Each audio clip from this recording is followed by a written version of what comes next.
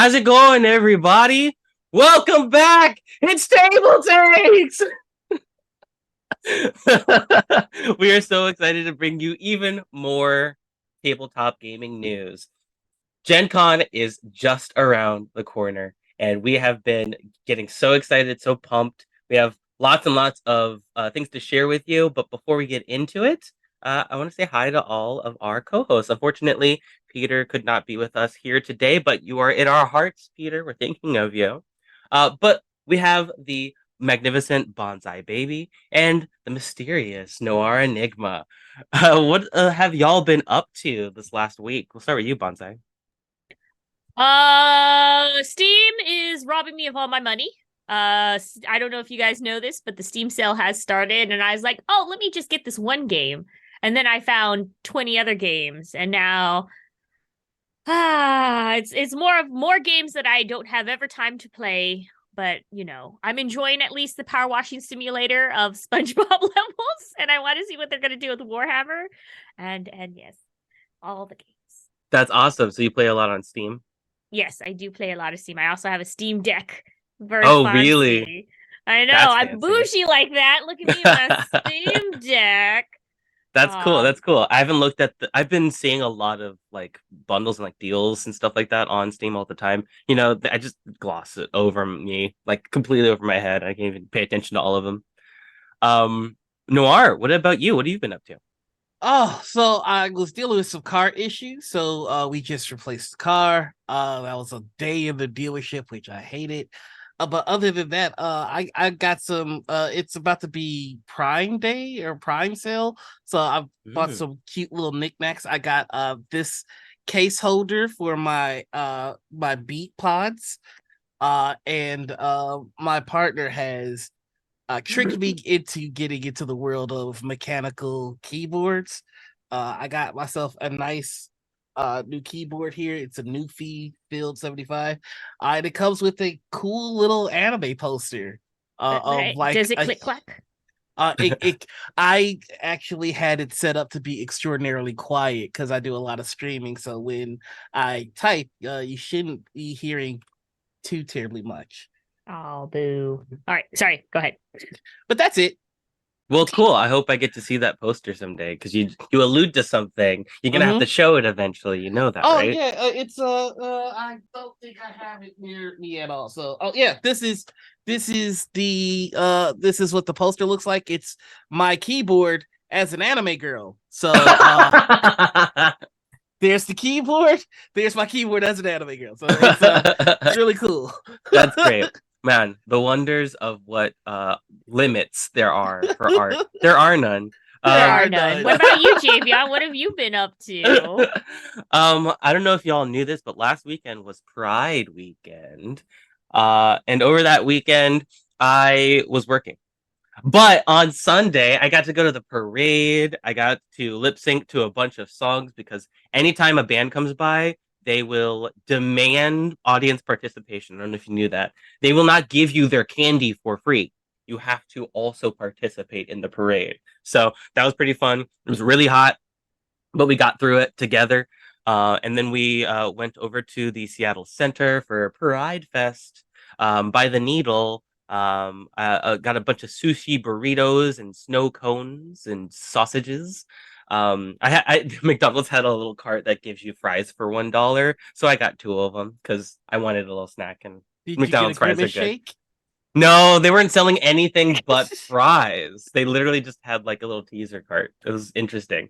But Okay. I've heard many terrifying things about the Griffin shake, so Yep. I'm gonna be staying far, far away from that one. But what I am very excited about today has nothing to do with anything revolting. It's the exact opposite, in fact. It's Table Takes Game Night coming up right after this episode today, and Bonsai is going to tell us all about it. Yes. you know what is very funny? They decided to let me be a GM, aka a game master, for this session. We are going to be playing Runaway Hirelings, and they are totally under my control.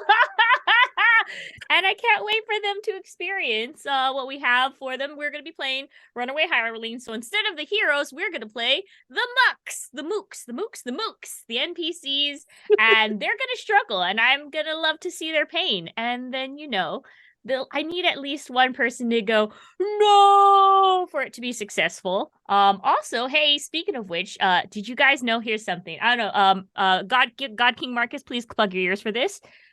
You guys know that it's only 34 days away. Gen Con. Gen Con's 34 days away. Oh, No, goodness. it's so close. Yeah, events are filling up, events are filling up. So hey, I don't know, just like a quick self-promotion, shameless. There might be a play live event, TableTakes play live event going on. If you want to go ahead and check it out, it's going to be on August 3rd at 1 p.m. to 3 p.m. I there's a number code down there that we're going to be posting in there. You can get tickets, and then you can hackle us live on stage. We're gonna be playing a game, and I will also be DMing that game. So more loud and boisterous. We'll go ahead and totally take audience suggestions because I like doing that. I like torturing my players, but it's gonna be fun. Excitement, but yes, stay tuned after this because I'm gonna be taking over game night.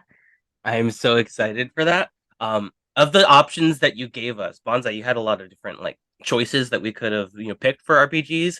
Yes. But this was the one that spoke to me the most because you play a lot of heroes, but you don't really play a lot of hirelings, So I definitely feel like I shine more when I'm playing as a background character.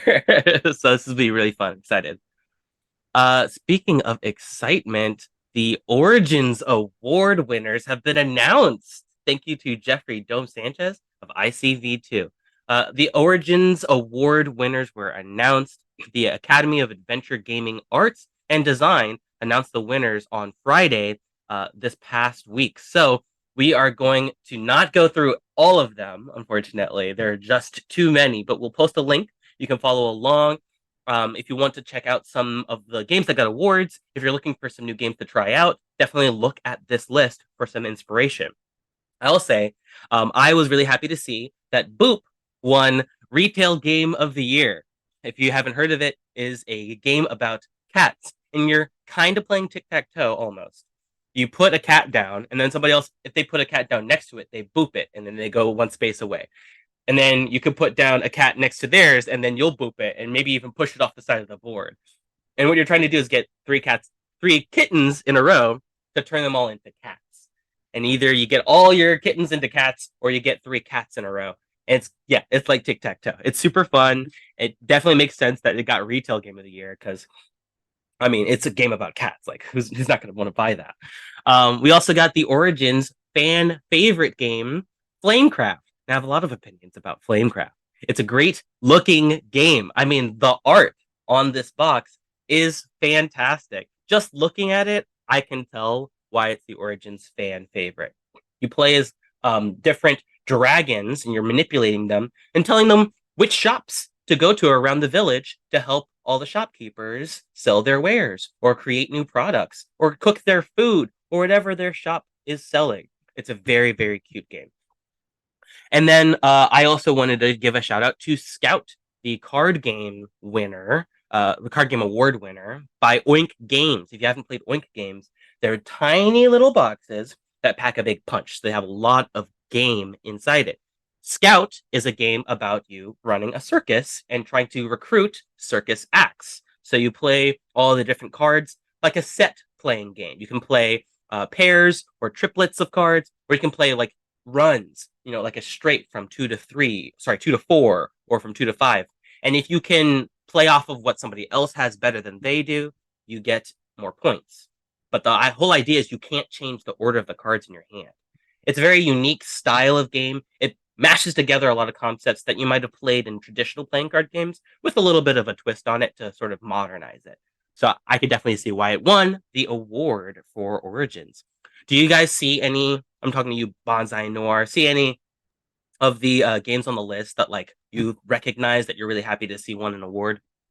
I'm super happy that I saw Coyote and Crow won the RPG core rule book. As you know, a lot of people for this week. We've had them here on the show. If you guys want to check out our YouTube, our VODs, for that, but it really, really does play like a very cinematic storybook. So I'm really glad that they are winning awards, especially for the system, especially how beautifully they describe everything and everything like that. And I just, kudos. What about you, Uh, Noir? I'm really glad to see Pathfinder Savage Worlds on here because it is a beautiful game and it won a graphic design. And also, I like the lore of Warhammer, but I've never been big into playing Warhammer, and Magic was kind of a way for me to enjoy playing Warhammer without actually playing it. So seeing that one collectible game is very exciting because it's really easy for Magic to just kind of slap an IP on there and just be done with it, but they took a lot of care into making sure that the lore fit, and I'm glad that got some recognition. So yeah, that's my pick. Yeah, I love that there are so many different categories for games to get chosen for awards. And I don't see any repeats on this list at all, which is Yeah. great because everybody gets to shine in their own like specific way. So, congratulations to all of the winners and the proud game designers who helped bring them to our tables. But we have some more Origins news, and Noir is going to tell us all about it. Yeah, who would have thought that one of the big winners at Origins was Origins. So the attendance for Origins was wild. The Game Manufacturer Association revealed that the attendance numbers for Origins Game Fair 2023 were up 38% from 2022's numbers. Origins 2023 hosted 16,082 attendees from June 21st through the 25th, 2023. This is up from last year's attendance total, which was 11,689 people, representing a steady return toward pre pandemic attendance numbers. At the last pre pandemic show in 2019, Origins drew 20,642 people. So yeah, this is just, it looks like we're returning to normal a bit. That is to say that it's still very important that you take care of your own personal safety.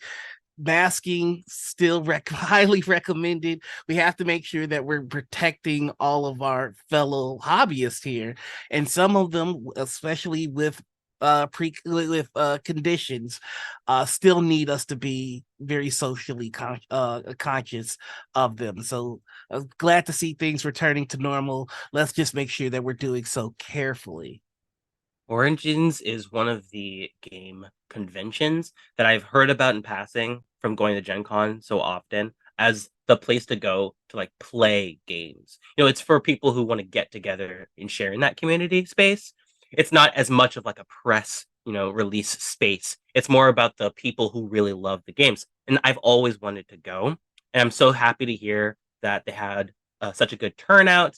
And I hope that Gen Con can sort of match or even beat them a little competitive, their numbers, because it's just a really good sign to see that people are having such a blast with the board game industry, and it's just going to keep continuing to get more and more popular as we keep going.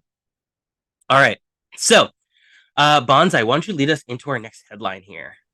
Okay, and thank you to Chase Carter from Dicebreakers for bringing this article. Hey, so do you guys know this game called Sushi? Wait, oh yeah, no, I had it. Sushi Go. It's a card collection game. Well, guess what? It's about to go dim sum. So Sushi Go, this is the card collecting game, is now gonna have a different, instead of just like party game where you pass the cards and rotate it. Now they're gonna have a dim sum themed board game. It's 2 to 6 players, is still attempting to earn points by certain combinations of sushi and other goodies, but instead of playing cards, they use a little spinner token. You know what, that sounds very familiar. I don't know what it sounds familiar to. Oh, steamed up. Yes, that is the thing. That is what it sounds very familiar to. So if you guys ever heard of steamed up, a lot of people who are like love steamed up was like, "Oh, it's like sushi go but with dim sum and you get a lazy Susan." And I'm guessing that somebody from Sushi Go is like, you know what? Yeah, you're right. Why don't we also do that? We like the whole thing, but we'll take that lazy Susan too. So it's like they had a baby together and they made the Sushi Go dim sum. It's exciting to see.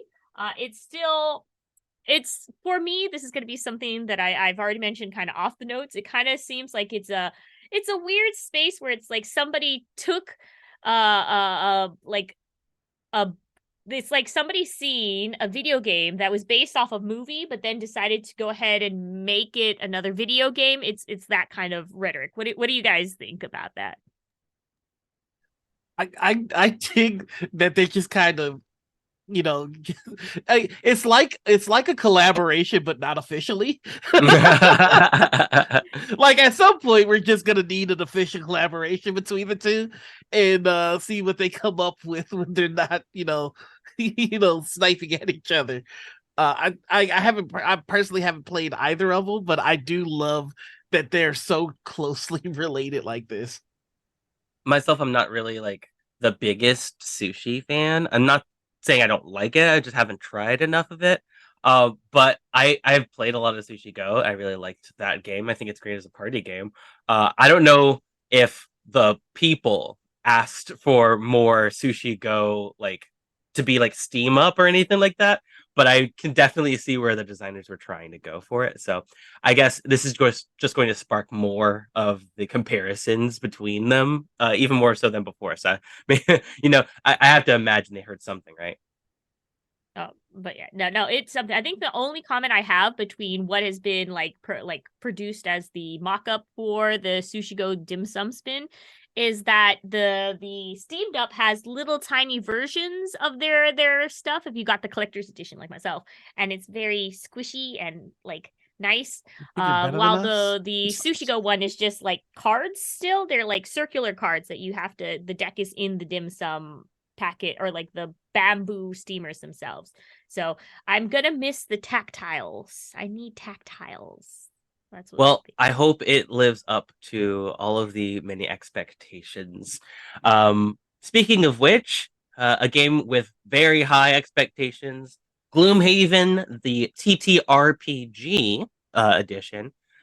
We have a little bit of news here, thanks to Alex Meehan from Dicebreaker. It looks like the Gloomhaven TTRPG is going to expand to include the Frosthaven setting. So it's not just the Gloomhaven of original games setting. They're also adding in their sequel, Frosthaven's interesting aspects as well. The news was broken during an AMA on Reddit, where the question, any chance of the creatures or classes from Frosthaven making it into the Gloomhaven RPG, was asked. And the response was, while the initial RPG offering is centered around Gloomhaven and those monsters, our plan is to continue supporting the product with more content releases, highlighting that a big part will be expanding to the Frosthaven setting. So I don't know if it was intentional or a big leak or something like that, but they actually let us know that Frosthaven stuff is going to be in the RPG as well, which is smart, I think. Instead of coming out with like, just the Gloomhaven stuff, seeing if it does well, and then adding in Frosthaven later, it's going to be all bundled up into one, which I think is great.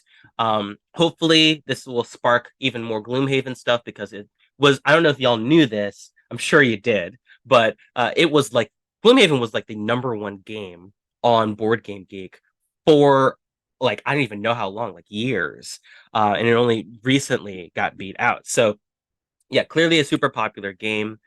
It's got that fantasy element of being a hero in medieval sort of fantasy times, and just using your different characters cooperatively while also making story decisions. But it's all in one huge box with like a 2-hour setup time, and like you can only play it once unless you get the special extra stickers, which is like a fun experience. But as an RPG, they're actually sort of expanding things, going into the rules a little bit more. So hopefully, we'll be hearing a lot more as the crowdfunding campaign for the role-playing game for Gloomhaven is now live. And right now, if you pledge $30, you will get a copy of the fantasy RPG when it's released in July. Hopefully sooner than the retail release, because we all know once you back a Kickstarter, you're expecting to get it before everybody else does. So, we want to avoid that at all costs here. Have y'all played Gloomhaven? Are you looking forward to the RPG?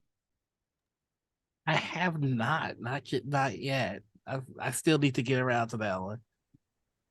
The only problem with like I've actually I've seen the big heavy box of Gloomhaven and such like that, but I haven't actually gone to it myself. It's more or less it's like we plan to like try to play it, and then we're like we like played all of these different types and we don't want to dedicate a campaign for years, because if you're gonna be into Gloomhaven, you gotta be dedicated into Gloomhaven and like play through it. I think I have for the RPG played a one shot, and that was very brief, but it's still pretty nice. It's just I don't know if I have the dedication to do a year, like a very long campaign that scopes over years.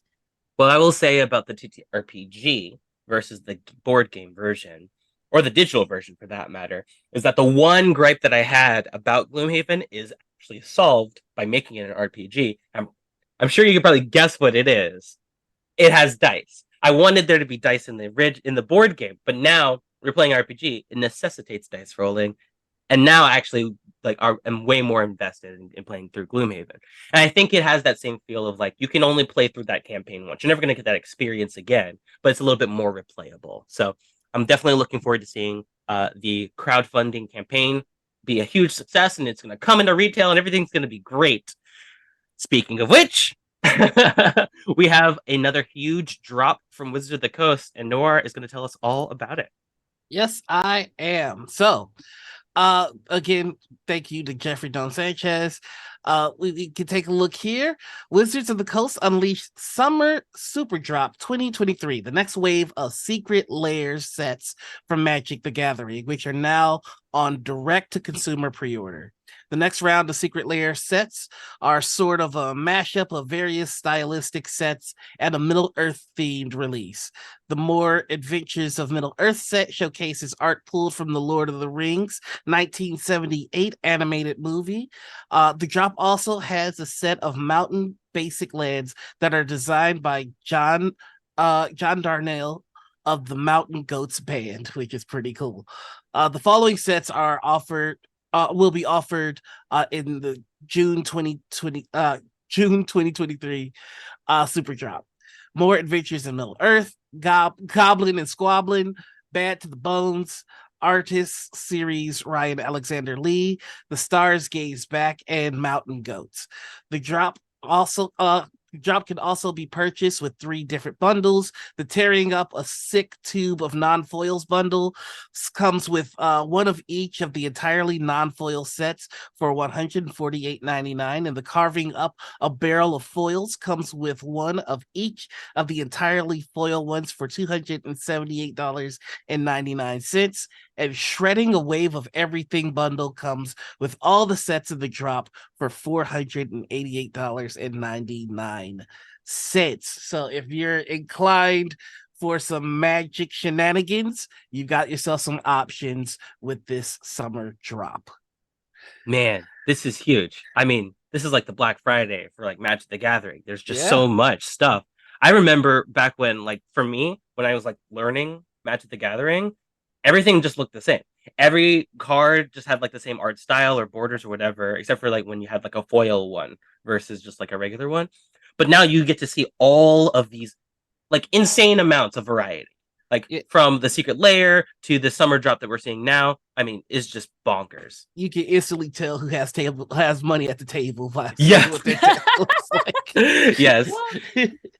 It'd be exciting to see. It's definitely like mentioning the art aspect of it. It would be exciting to see more people actually display their magic cards up on walls because, like you said, there's a lot more diversity. There's a lot more looks to it, maybe than just a regular. Like I'm sure this is what they're like. Yes, this is what we want. We want you to be art collectors in a way, and having these on display. I love the artwork and each individual kind of flavor to it.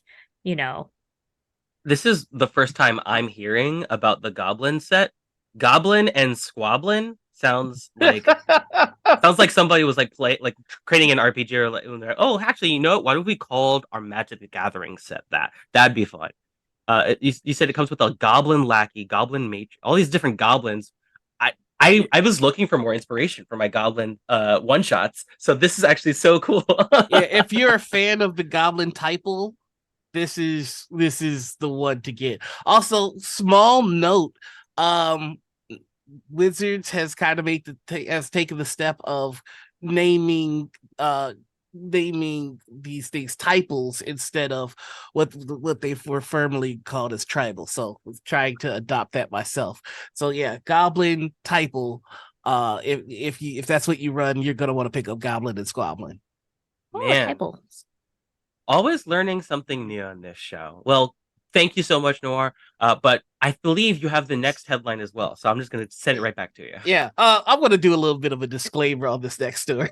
I need, I just this we're gonna be talking about the 1D&D playtest, and just so you're aware, we run the scripts ahead of time, so that we can present it to you, and the person that put this script together, put in bold, Paladins just saw a few tweaks.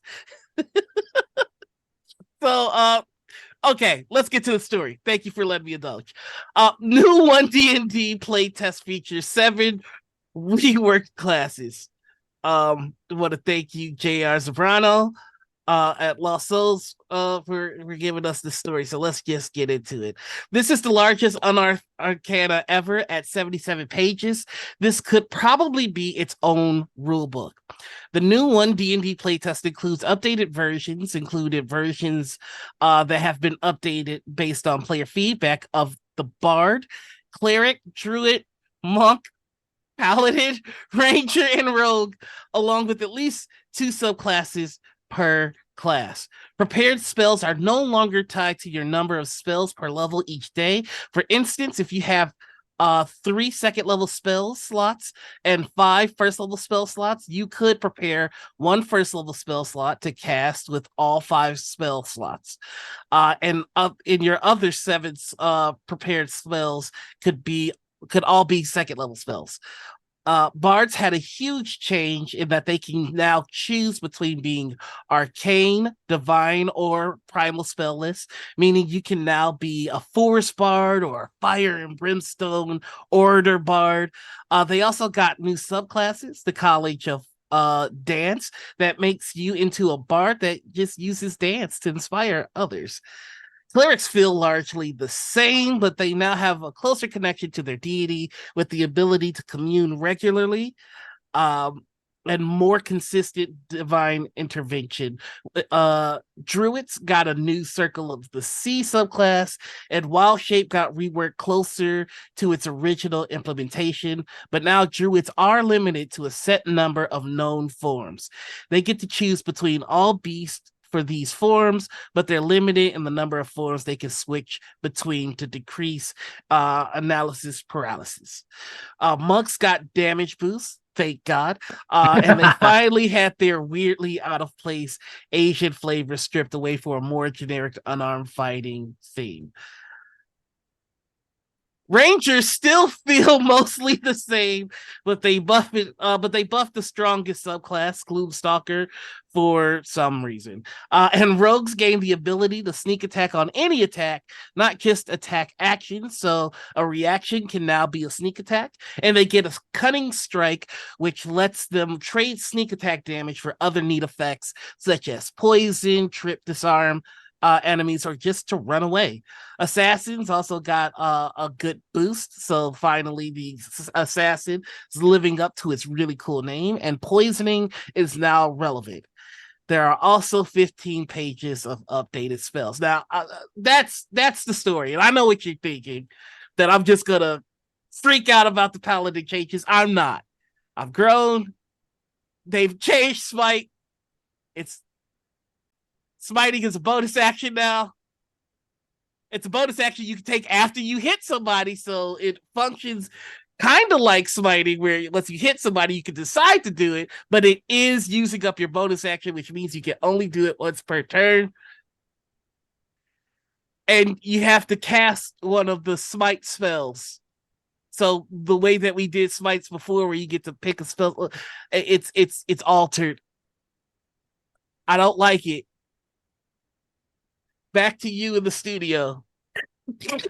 Oh, Wow, Noir, that was really good. I'm really proud of you. I I'm mean, you showed dying some real inside. I'm dying inside. you showed some real restraint there.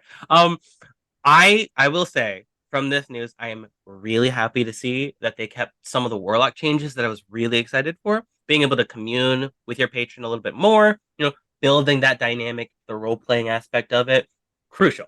But also when last time we reported on some of the playtest stuff, they had not fully fleshed out a lot of all of their classes yet, like the changes and their tweaks. So it's good to see that the druids are getting a little bit more love here. I like what they're doing with the monks. I love that it's a little bit less very specific to one vision that they had back when they were making the game. So yeah, I'm really happy to see some of these changes. We'll have to stay tuned to see what else gets implemented. What about you, Bonsai?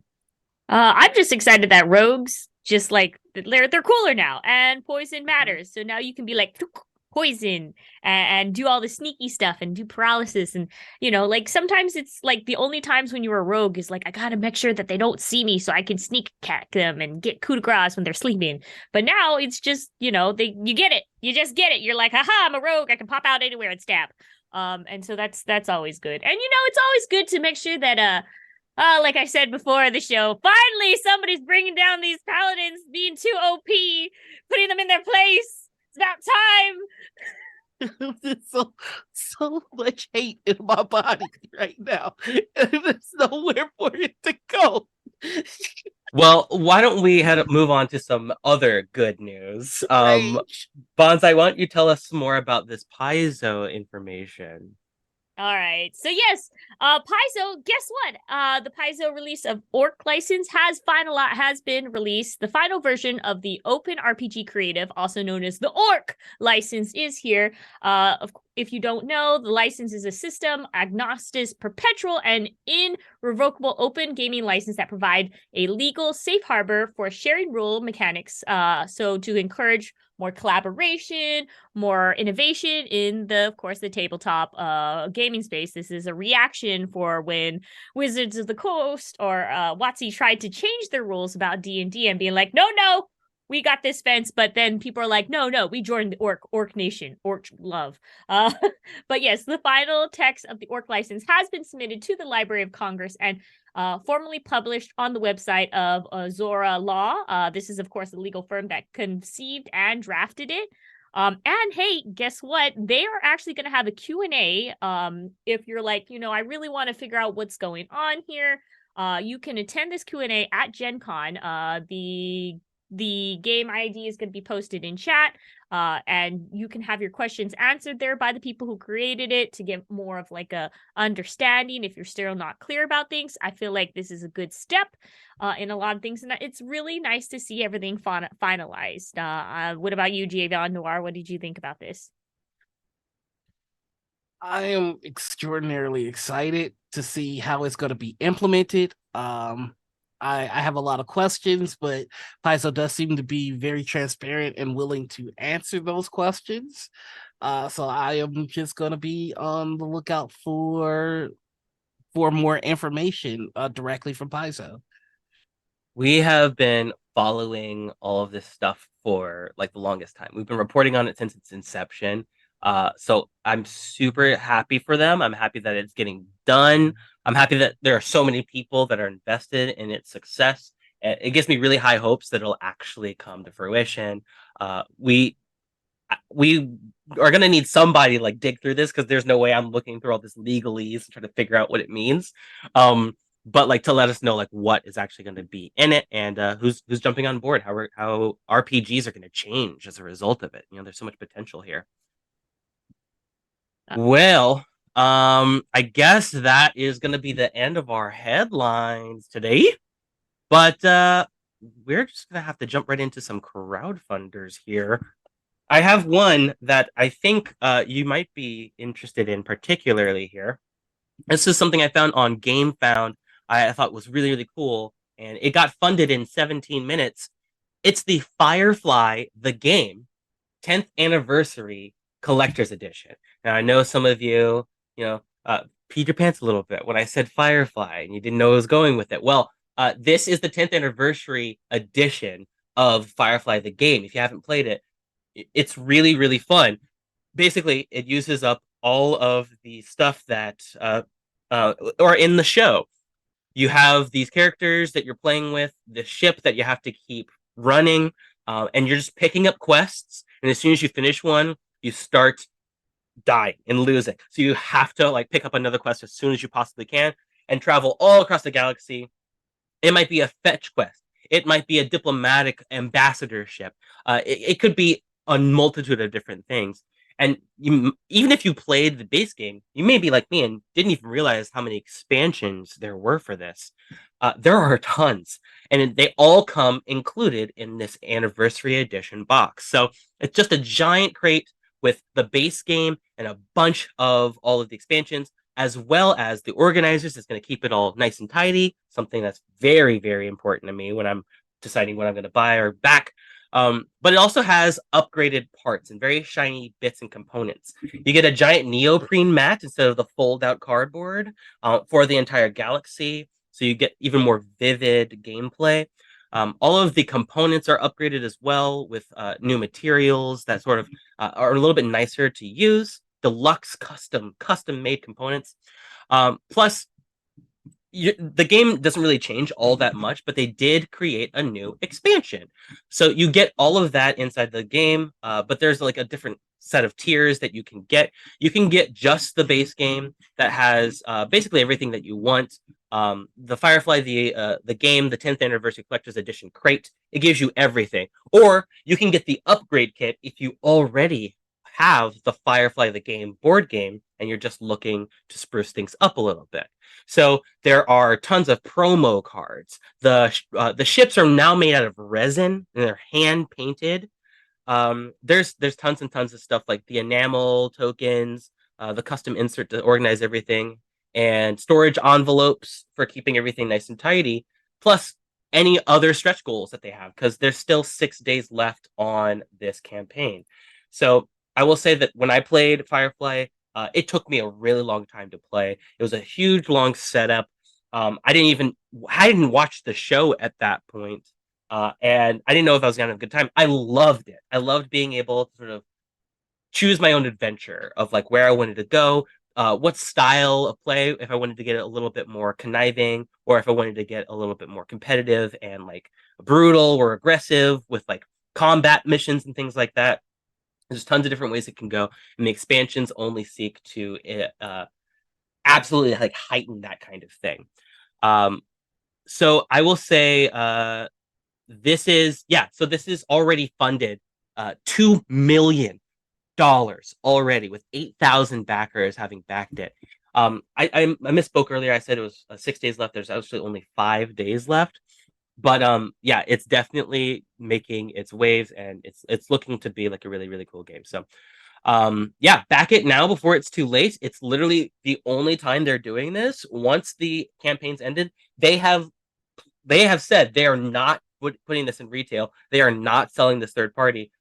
You might be able to jump into the pledge manager afterwards, but if you don't get in early right now, all of the spots might be filled up. All of the components might be taken already. So you definitely want to jump on if it's exciting or interesting to you at all. I mean, honestly, this is just a no-brainer in terms of collectors, like a collecting item. There's no way that like you could get this for $220. as a backer, there's no way it's staying that price. Like I guarantee you within a year or two, it's gonna double up because people who miss their chance are gonna want it. It's a good call. Yeah, I mean that's another. Oh, Bonsai, I think you might be muted. All right, I was gonna say this is a huge set, by the way. If you haven't clicked on it, it is a big box and it has a lot of tokens and stuff. And it's big, and I like that they dedicated to making the space they took the picture in look like the actual ship, so kudos. I am super looking forward to this and seeing whoever gets it. I'm definitely not going to be able to afford it. I'm hoping that there's like some resale market or something. I could just play somebody else's copy of it, hopefully. All right, folks. So that is going to do it for our crowdfunder court. But don't go anywhere. We have a very special interview. We were so excited to introduce this person. Her name is Yvonne, and she is the winner. Sen H.H.S, excuse me, Sen H.H.S is the winner or one winner of the Diana Jones Emerging Designer Program, and we have her with us today. So let's bring her on.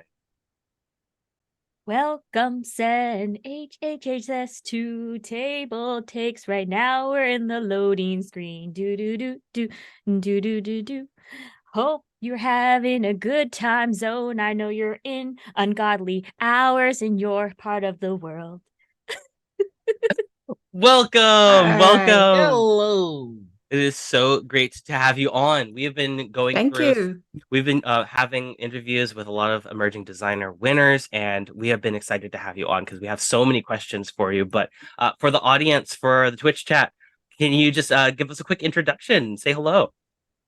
Hi, so my name is Sen H.H.S, and I am a TTRPG freelancer who mostly writes for publishers such as Paizo. And so I've also done work for EM Publishing as well as some other smaller publishers. That's so cool. Okay, so Awesome. we have tons of questions. I'll go first. So you won this award. How are you feeling? Are you excited to be put up there with all of the other creators? I when I applied, I had a bit of confidence in me getting an award, but I was still surprised when the announcement came out, and then I was one of the four. And so I was really delighted and really honored at the time. And then I got busy, and so I had to put my feelings aside to get into work. And that's basically what I'm doing since then because I just been focused on work. So yeah, it's sort of like occasionally I kind of still go back and process the feelings of being a winner, but otherwise, that's something I'm probably going to have to delay all the way until Gen Con to fully process. Oh, so what I'm hearing is that you'll be at Gen Con. Yes, I will Excellent. be at Gen Con. Well, I look forward to meeting you there. Yay! So if you don't mind my ask, how did you find yourself getting into freelancing? And what do you feel was the first major hook that you got into with some of these companies? So the way I got into freelancing was I actually started off doing self-publishing at the end of 2019. Mostly I just started off with like a 5e adventure, I think, that was based in Neolithic mythical China, which is an interesting mix. And then I basically consider just staying in self-publishing for a while because that's usually how it works. You do self-publishing, you go in the indies, you be there for a while, and then hopefully you'll get picked up by one of the big publishers then. But then what happened after 2019 is the pandemic happened. And so everybody was suddenly online and everybody was on Twitter. And then I came across a post one day that was specifically asking for basically writers of underrepresented communities or cultures or just backgrounds, specifically for different ethnicities and different ancestries and such. And so I replied to that. And at the time, this just comes to show how new I was to the industry. At the time, I had absolutely no idea who I was contacting. But replying to that Twitter post and getting in touch with Liz Liddell, who was an editor at Paizo at the time, was how I got started doing freelancing, and it's just been the same from there, basically. Oh, that's awesome to Awesome. hear. Mhm. Yeah. No, I mean, I guess like from this, like, because you're just like stepping into this space. Do you have like what is your dream collab of like persons or company you would love to work with? Like, if you could reach out to the stars and grab anybody, what would your dream collab be, and what would it be about? It technically already happened in the sense that I guess we can I guess we can talk about it because it has been announced. So it's the Tianxia books that are coming out sometime next year. And that was the dream collab because that was something that a lot of Asian folks, especially people that game here in Taiwan, have been asking for years. Like every time sometimes I go in for games, they will be like, so are they doing an update to Tianxia? Are they doing anything with Tianxia? When are we going to see Tianxia again? And That's so that was very the good. dream project. And once I got the email invitation, I replied with like 20 exclamation marks saying yes. That must have been so exciting. I can't imagine what it was It like to get was, like yeah. So I was wondering if you could tell us a little bit more about like what you bring to your design. What sets you apart from other designers? There are two things. One of them is my background is indeed culturally at least is Chinese. And so I do know a lot of kind of Chinese folklore as well as just myths and stories that you'll tell. But then there's also the part that I'm Taiwanese. So that's actually a little bit extra special because in Taiwan, we're sort of a mix of very many different cultures. In my own case, I descend from the Chinese immigrants that came here 400 years ago. However, if anybody usually looks at me, they won't know that I'm Chinese most of the time because I look Southeast Asian because of Aboriginal heritage. Even though currently at the time we have completely lost our roots, so we don't know which tribe we're descended from exactly. We just know that they were Aboriginal ancestors in my family tree somewhere, like either very far in the past or a little bit more recent. And so it's sort of like we do have to be aware of all the time of the fact that we're not just our family background in itself is not a monolith. It's not just representing one culture. It's only representing a subset that has incorporated other cultures into it.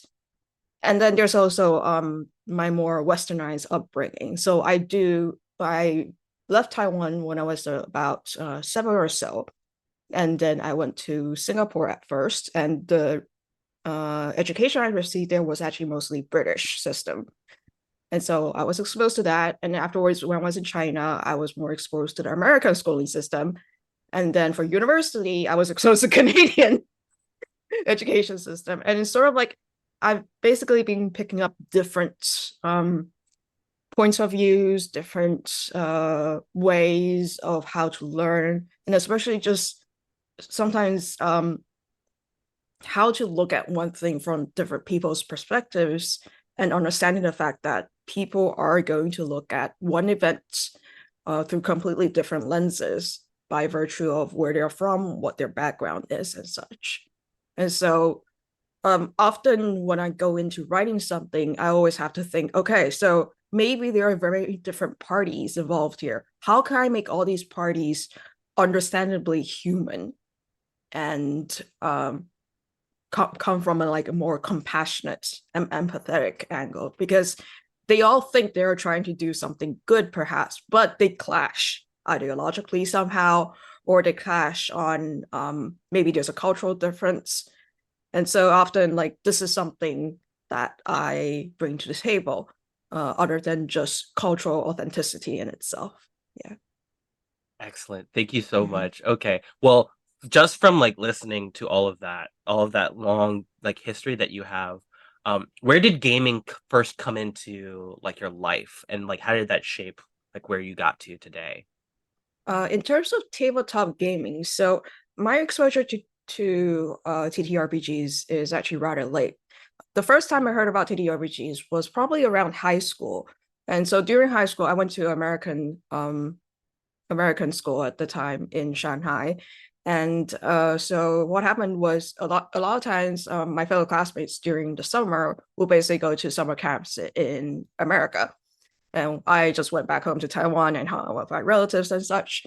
And so when they come back, they will always talk about, oh, what did they do during their summer camps? What sort of things they got up to?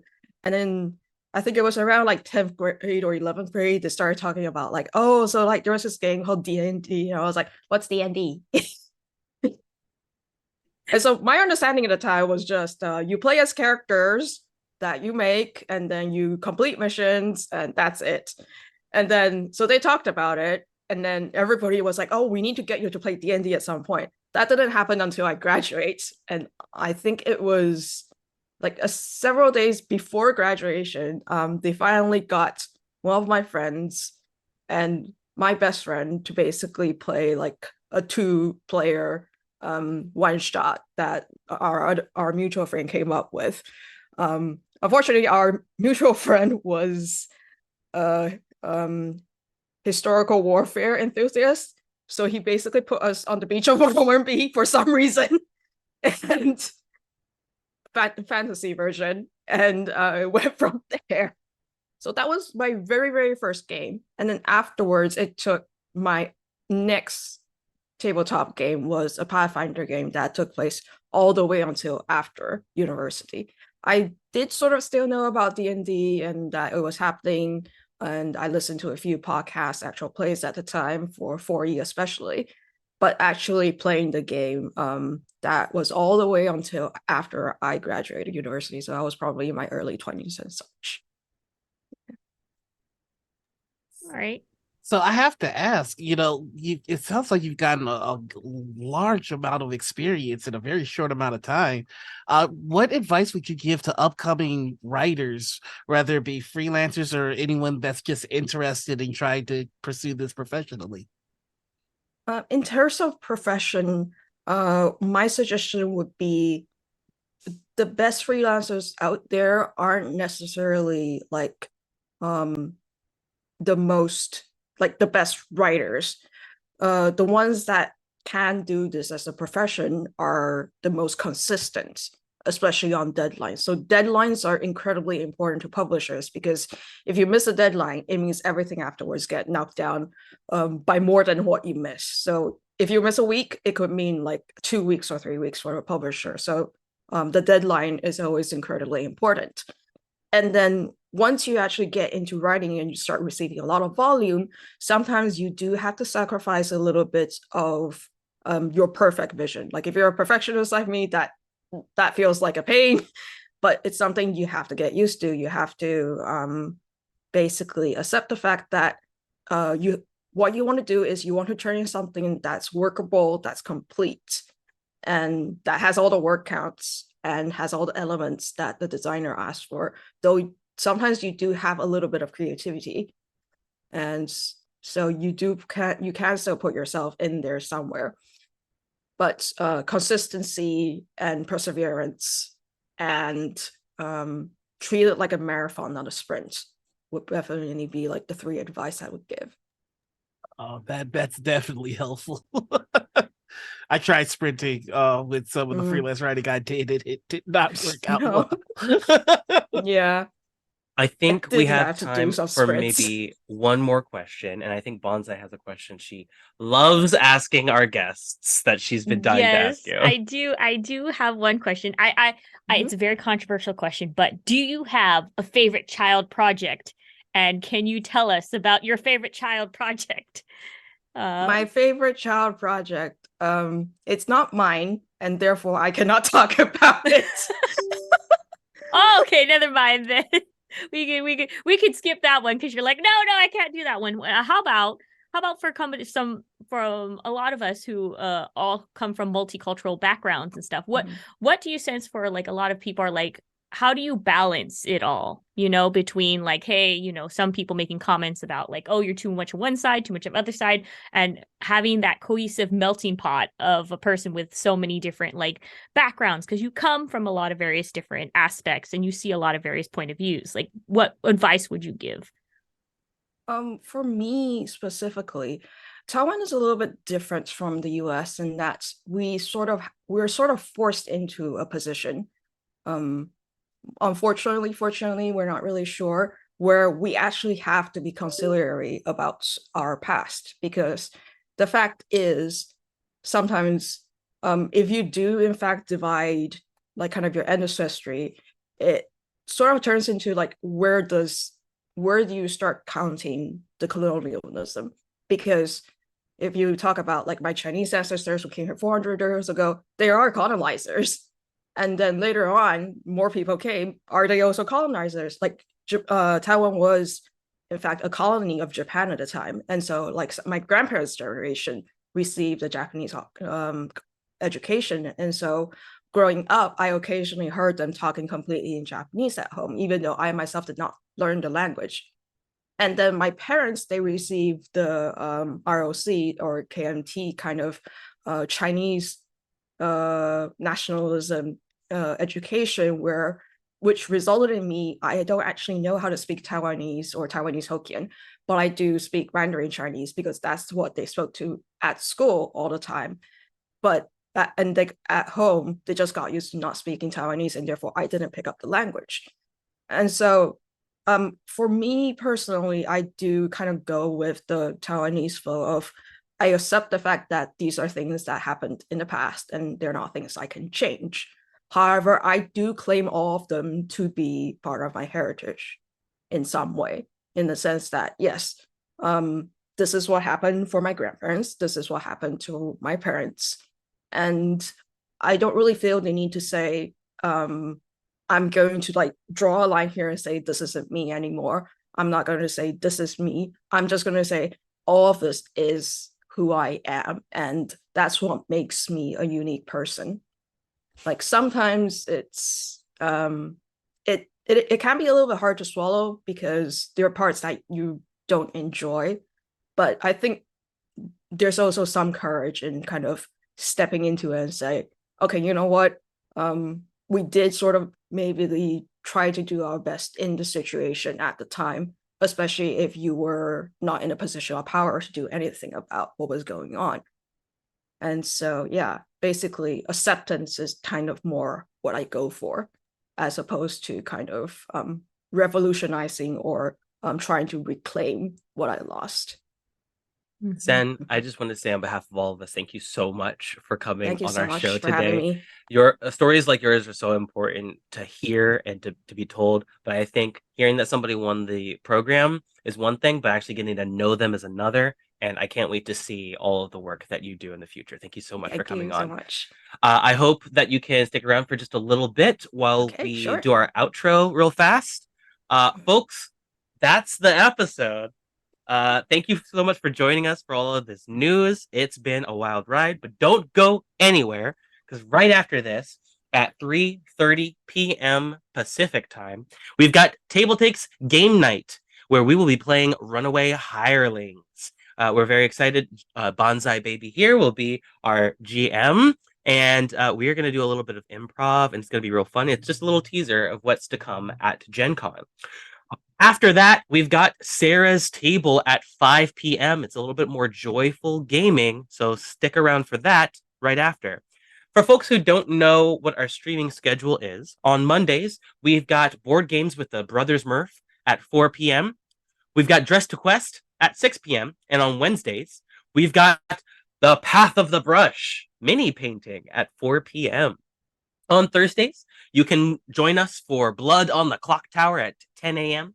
and Roll with Rem Alternus at 4 p.m. And then, of course, you can join us right back here on Fridays for more Table Takes Game Night, and Sarah's Table. Thank you once again to all of our viewers for tuning in today. Thank you to all of the hosts, Bonsai Baby, Noir Enigma, and behind the scenes, we've got the God King, Marcus Mays, pulling the strings and making me have a beard for some reason. I don't know if you guys saw that. Um, remember, if you miss any of our programming, you can check out the VODs video on demand here on Twitch or on YouTube 24 hours later. Or you can just follow us here on Gen Con TV. That way you never miss more of the best 4 days in gaming all year long. We have to take a quick break, but then we will be back for game night. So don't go anywhere, folks. We'll see you then. Bye-bye.